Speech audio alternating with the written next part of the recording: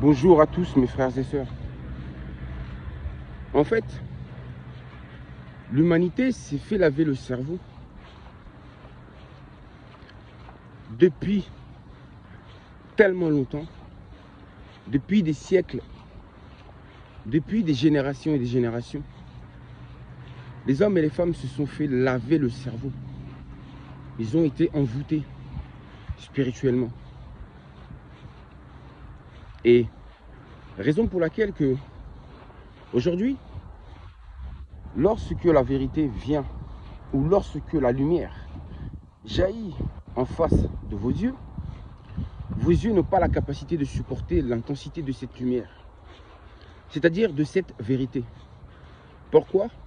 Parce que vous êtes resté beaucoup trop longtemps dans les ténèbres, c'est-à-dire dans le mensonge. On vous a menti pendant beaucoup trop longtemps. On a menti à l'humanité pendant beaucoup trop longtemps. Et même l'homme noir s'est fait avoir, il est tombé dans le piège. Pourquoi?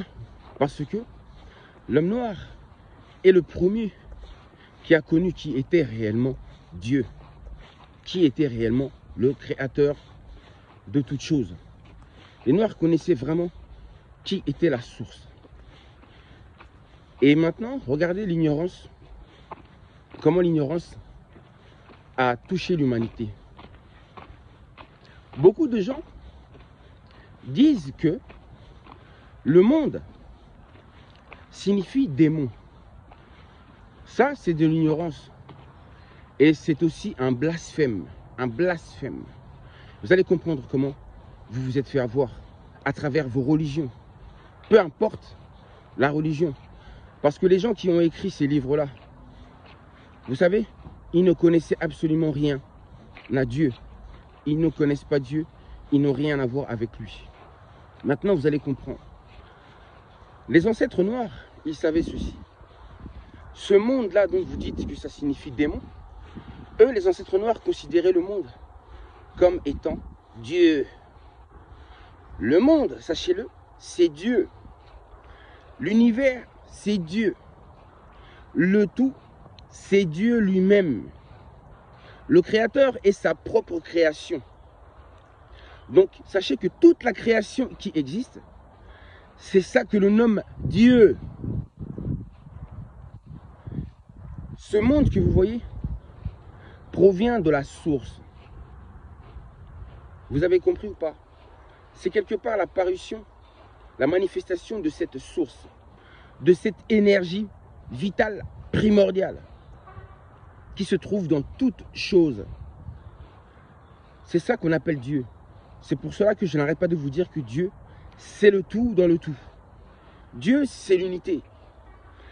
Comprenant cela, vous devez comprendre qu'en réalité, vous, les êtres humains, vous êtes aussi une partie de Dieu, de ce grand corps manifesté.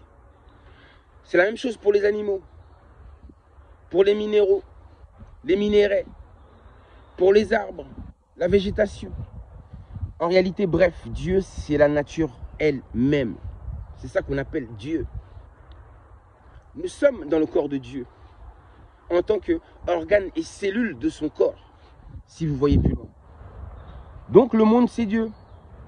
Et raison pour laquelle je n'aime pas les écrits des religieux. Je n'aime pas la Bible, la Torah, ni le Coran, car la vérité ne se trouve pas là-dedans. Ils n'ont rien compris à qui est Dieu réellement.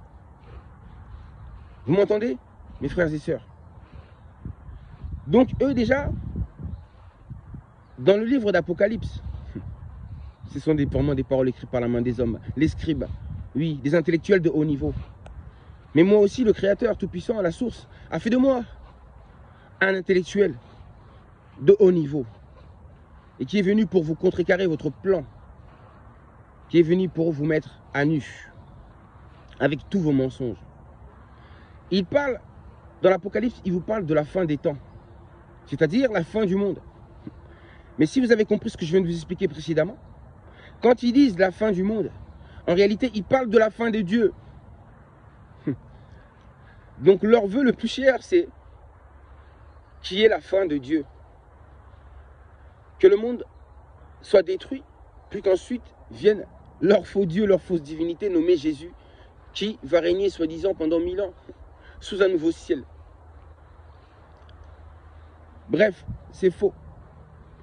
Il n'y a pas de fin du monde, il n'y aura jamais de fin du monde, il n'y aura jamais de fin de temps. Mais il y aura plutôt, comme je le dis toujours, le réveil ou l'indépendance du peuple noir. Le changement de paradigme. Voilà. Il n'y a pas de fin du monde. Parce que le monde est éternel. L'univers est éternel. Dieu est éternel. Et la source est éternelle. Donc si vous comprenez, en réalité, tout ce qui existe est le visage de Dieu. L'univers ainsi que le monde, c'est le visage de Dieu. C'est son visage. Et son visage varie, s'accroît ou change, se modifie tous les jours. Tout comme votre visage. Il n'a pas été le même quand vous étiez né et il change au fur et à mesure. Au fur des années, le visage change jusqu'à la vieillesse. Le visage change.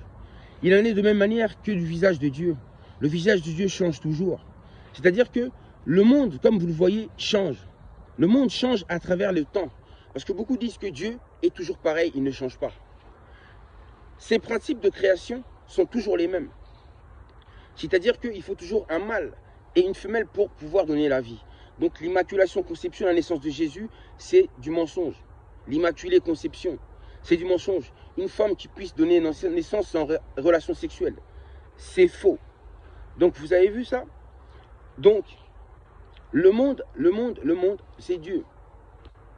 Il ne change pas. Il reste toujours le même dans le sens où il garde toujours le même principe. Mais par contre, c'est un Dieu qui varie, qui est mouvement, car il est la vie. La vie, c'est mouvement, c'est le changement. Donc, vous pouvez le savoir en observant le monde. Comme je vous dis que le monde est Dieu, en observant le monde, vous voyez que le monde a toujours changé de visage, d'époque en époque. Car il est mouvement, il est vie, il est changement perpétuel, mouvement perpétuel. Et donc, le nouveau visage de Dieu que nous avons vu dernièrement, c'était le visage où la race blanche dominait.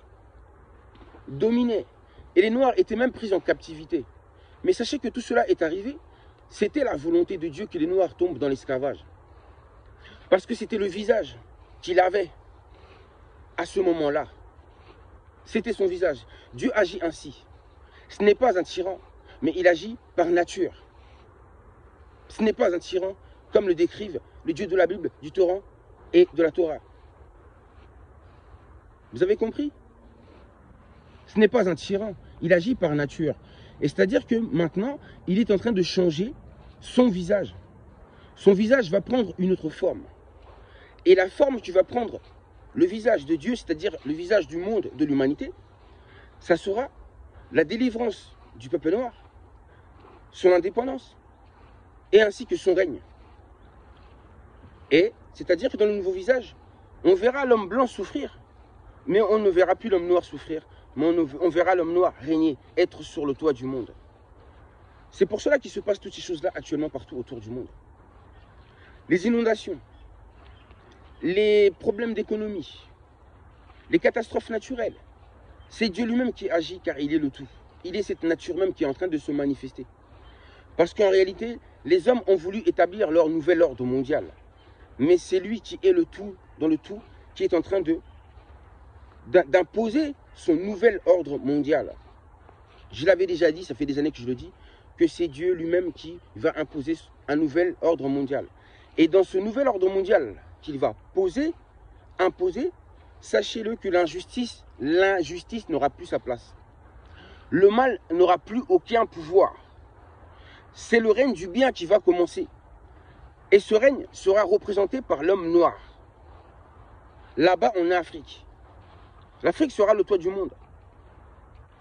Ça sera là-bas où on va vous enseigner qui est Dieu. On va vous enseigner la véritable science divine. Car le Créateur est une science. Si vous avez compris qu'il est le tout, qu'il est la nature qui nous entoure, forcément,